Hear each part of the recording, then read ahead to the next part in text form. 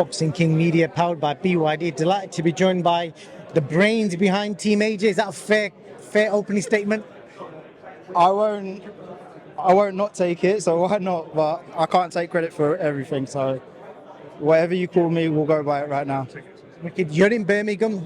You got your heavyweight Emmanuel O'Days, guy that's signed to 258. What can the fans expect from him? He's a massive unit, just stood behind you, 6'7", something like that. I believe he's 6'9", but what's 2 inches? Yeah, do you know what? An exciting prospect. Like you heard up there, he's been in camps with all the top heavyweights from AJ to Deontay Wilder to Usyk to Daniel Dubois to Derek Chisora, and the list continues. He's putting in a lot of work in the gyms, and now it's time for him to get that momentum under the lights in the ring. So it's exciting for him. How good is he? For the fans that don't know him, ain't seen much of him, what are your kind of aspirations for him? Is he going to move quick, or is it going to be a steady progress? I'd love to move him quick. So far it's been quite difficult to match him. We put his name out there, we go for opponents, and a lot of people don't want to take the fights. We've had to increase the amount for certain opponents just to try and lure them in the ring, but yeah, it's going to be a tough journey. Boxing's not easy, but we're excited to see his progression. I've seen him in the gym. I've seen him in some good rounds. I've seen him training hard. He's a big unit. He's got power. He's got style. He's got a relaxed style as well. So I feel like he can show so many different aspects to his game that we just have to bring it out of him, and that's what we're working on doing right now. Shannon Ryan fighting for a British title. Big move for her. Massive move. Like I said, it's the first time, so it's exciting to see Shannon go from her pro debut to now. When we first sat down with her, she was very sure about what she wanted in her career, and so far each year we're ticking things off with her. She's working very closely with Eddie Hearn. Benga on our team is doing a great job for her. Commercially, she's a superstar already. We just need to bring that to a global level next. But let's conquer Britain with what we're doing right now, and then it'll be on to world honours in the near future as well. Good stuff. I'm just going to speak to you about a couple of other things. Ben Whittaker, obviously he left 258, I think a couple of fights ago. What do you think of his progress since obviously you guys parted ways? Progress, I can't comment on, but like I'll always say, that kid is special. I've seen him in the gym. I've seen him grow up, and honestly, he is a very, very special talent. So it'll be still exciting to watch the journey wherever it takes him. I enjoyed watching him on the weekend as well, so good stuff. And everyone will be wondering what is the latest with AJ, and I'm pretty sure you guys are probably still in negotiations. Is anything over the line? What can you tell us? We're close. We're really close.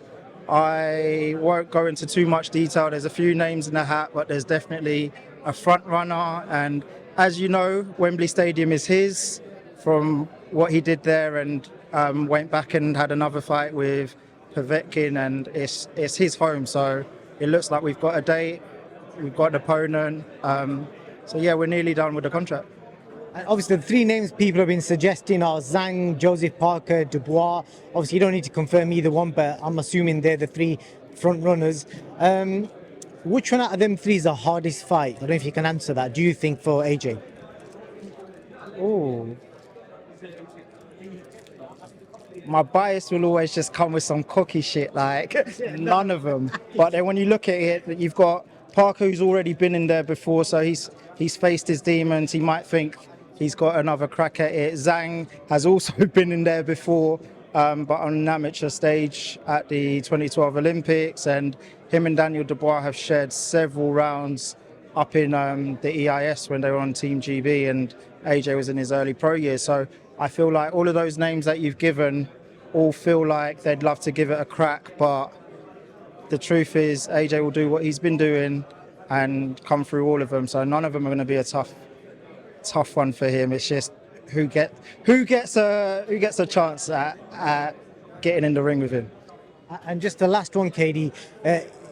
I think literally 18 months, 2 years ago, they were saying AJ's done. Who was saying that? They were saying online, you can name them because you watch all the interviews. So a lot of people saying he's done. He needs to finish. It's not good for him if he carries on. The hangers on, the the yes men, all that kind of stuff was flying around. He's on the verge of headlining Wembley again in front of, it's going to be a sold out crowd. So what does that say and what you learned from that bit there? Right. If you remember my previous Instagram handle, it was called the KD Way, which derived from doing things my own way. And my advice to people in life, do what the fuck you want to do and do things your way and don't listen to other people. So in regards to what you asked me, he's done it his way. He's persevered through it. He's avoided the bullshit, turned down the noise and just carried on his journey and not give a fuck what anyone else thinks. And this is where it gets you. Got to persevere through the crap and get to where you want to go. Do you think it's a good learning point for people as well, not to be quick to just write fighters off? Because, like I said to you 2 years ago, they were saying he needs to pack it in. He's about to headline a huge event at Wembley. Do you know what? And he's picking the opponent. Who's picking the opponent? AJ. Nah. I'm assuming, or Listen, that sounds like a cherry picking thing. We don't do that. No. I mean, in the sense of, like, we know the names are available. I'm guessing he makes the decision, or do you guys make the decision? No, it's how it works is I'd call it a committee's in place that wants to put the best fights on. Obviously, as part of the management team, we've got to look at things strategically and see what puts him in the best positions for his goals, whether that's accolade-wise, titles on the line, financial gain, but our job is to do the best job for him and put him in that position. I feel like AJ's played enough to the sport and always put it on the line, hasn't ducked any opponents, which is now facts due to other fighters coming out and saying that they weren't ducked and they chose another route. And honestly, the guy has fought everyone put in front of him because it makes sense. So you get to a stage in your career where things might go a little bit your way and lean in your favor, but that's what comes when you get there. It's when you're the A side, you can select certain things, but on this occasion, we're not. He's going to fight who's put in front of him on his way towards becoming a heavyweight champion again. Last question on Tyson Fury. Do you believe or think he can avenge the loss if he makes the changes that he needs to make against Usyk? My personal opinion,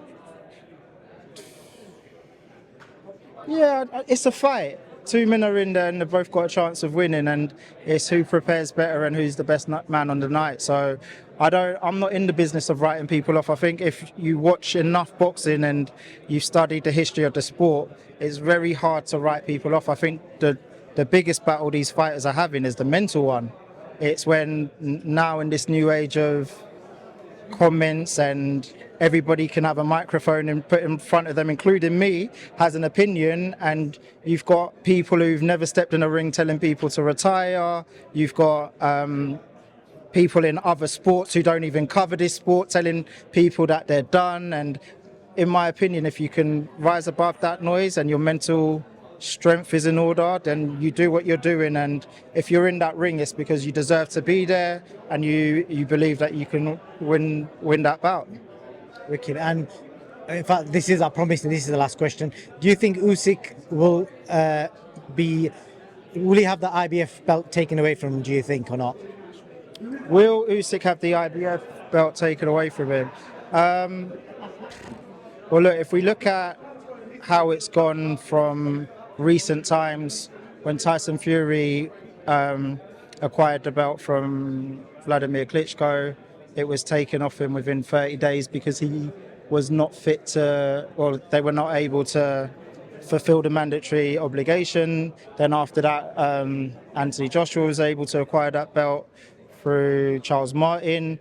And being on that journey, I saw when that email comes through or the letter comes in the post telling you you're mandatory, you got to do it. So currently, if we look at the laws of the land, the belt shouldn't be in his hands unless he's able to defend it. And I do understand that he does have a medical exemption right now, but Joe Cordina also was unable to defend his belt because of a medical obligation. So that belt was taken off him. So when you look at the strategy behind the sport and the history and how it's played out, then I don't think that belt will be in his hands much longer.